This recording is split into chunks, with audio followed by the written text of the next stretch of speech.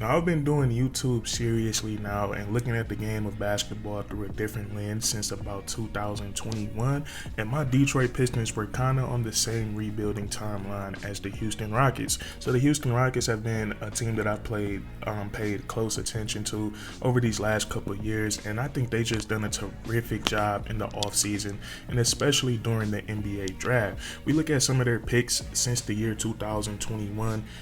They got Jalen Green and Alperen Sengun that season. The following year in 2022, they were able to get Jabari Smith Jr. and also Tari Eason later in the first round. And then last year, 2023, they were able to get Amin Thompson, and they were also able to get Cam Whitmore. And I think what all of these players have in common, those 6 players that we just named, all 6 of those guys have a really solid floor, and all of them have a really high ceiling. So I think the Houston Rockets, they've done a great job drafting those 6 guys. They have a really good core. And last year, we saw them go in free agency, and they spent some money on some pretty good NBA veterans, in my opinion. I think Fred VanVleet, he's an NBA champion. He's been an all-star in this league before, and he has a ton of experience that's very beneficial for a young team. Same thing with Dillon Brooks. I know a lot of his peers, a lot of NBA fans think he is overrated, but he brings a lot of stuff. He brings something that is very rare in today's NBA, and that's pure tenacity on the defensive side of the ball. So with that happening for the Houston Rockets, getting all of this talent, also getting Coach Ime Udoka, adding these veterans, they were in a position, or last season, they were very competitive, and they had a pretty decent shot to make the playoffs. And if we're being honest, last year, the Houston Rockets, towards the beginning of the season, they were like, I want to say in that, they had a playoff spot in the Western Conference. Then some injuries happened to Fred VanVleet. They kind of struggled when he went out. Same thing with Alperen Sengun. And also, when Sengun was out, they did find a stride where Jalen Green was playing incredible. So they found the silver lining with him. And although they didn't make the playoffs, a lot of positives for the Houston Rockets last season. So here we are in this draft where they get the 3rd overall pick, which was originally going to go to the Brooklyn Nets. But due to that James Harden trade, it goes to the Houston Rockets. So now here we are in the present, the 2024 NBA draft. The Houston Rockets are in a little bit of a different position. They're not at the beginning of that rebuilding phase where they have to draft the best available player. Now they're looking at a player that's going to fit their system pretty well, and that's exactly what they found in the 2024 NBA draft with drafting Reed Sheppard from the University of Kentucky. And before we get into the strengths and the weaknesses of Reed Sheppard, I just wanted to address some of the things that the Houston Rockets, some things that I personally think that they could get better at during this period of time in the offseason. And I've seen everybody saying this one thing is their three-point shooting, and I agree 100%. Last year, the Houston Rockets did rank 23rd in the NBA when it came to three-point shooting. So more pure shooters and more three-point shooting is something that the Houston Rockets could definitely add to their roster. And then another thing I've seen just from watching the Houston Rockets play, I think they need another additional body in their front court, and preferably a big man. I know when Alperen Sengun went down with his ankle injury last year, they had to move Jabari Smith Jr. to that 5 spot, which did work out. It worked wonders for them on the offensive side of the ball. Their flow of offense and their spacing was elite, and we saw them going on a crazy winning streak. But nonetheless, that's what I see with those are the 2 things I think the Houston Rockets need to focus on: some additional size to their front court, or additional bodies to their front court, and then also three-point shooting. And with Reed Sheppard, they check one of those boxes, and that's three-point shooting. Now, Reed Sheppard, he's a 6'3" guard from the University of Kentucky. I like to consider him a combo guard. Watching his highlights and watching him play in college, he did a lot of playing on the ball and a lot of playing off the ball, and he's just a really good basketball player. I know we talked about earlier how the Houston Rockets over the last few years, they were kind of drafting guys that were best available with super high ceilings. And then in this draft, we kind of see them do something different. And I'm not saying that Reed Sheppard can't be an all-star in this league one day. Any player has that. Any player has that possibility to them, in my opinion. But Reed Sheppard, the reason he was drafted to the Houston Rockets was his ability to fit with this current roster, and his three-point shooting is going to allow him to do that. And that's the best part of his game. You look at him play, he has a really pretty form. He jumps really high off the ground with his jump shot, and his release point is really high.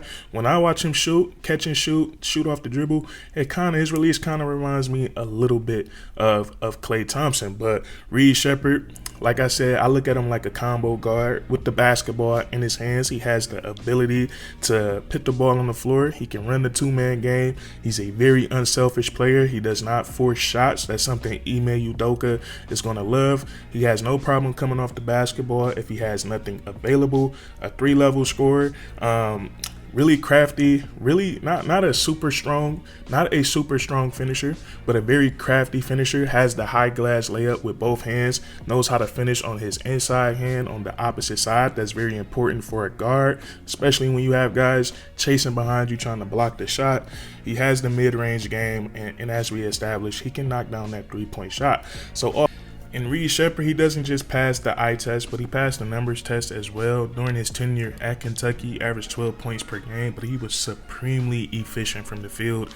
52% from the field overall, and then from three-point range, he shot 53%.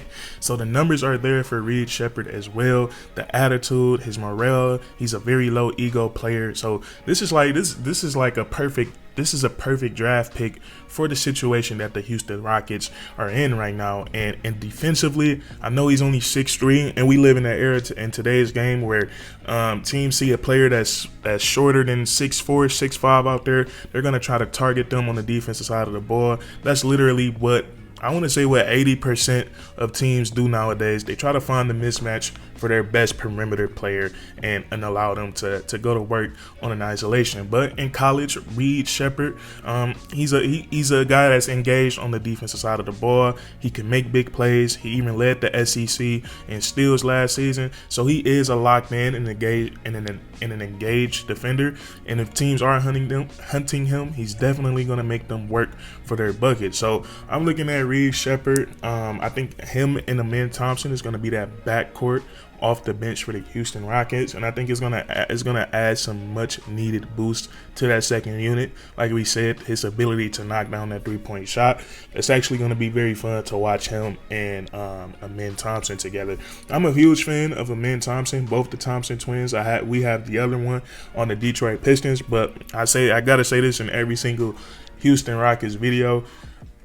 It's something about the way Amen Thompson moves.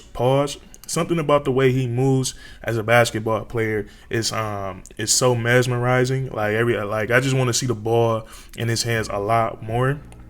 He has this perfect mix of like swag, craftiness, and explosiveness when he has the basketball in his hands, and I don't really think I've ever seen anything like it. He's just a super athlete with the basketball in his hands. But nonetheless, this makes 2021, 2022, 2023 four NBA drafts where I think the Houston Rockets have just done an outstanding job, and I'm not sure what else the Houston Rockets have cooking up right now. I know I've seen they traded some of their Brooklyn Nets or all of their Brooklyn Nets assets back to the Brooklyn Nets, and they're looking to make a big splash, and we'll probably make a separate video on that. But I really hope, me personally, it's not for Kevin Durant, and I think Kevin Durant is a dog. He's a walking bucket, but he's only shown that he could get a championship with other superstars around him on a super team. So I'm not sure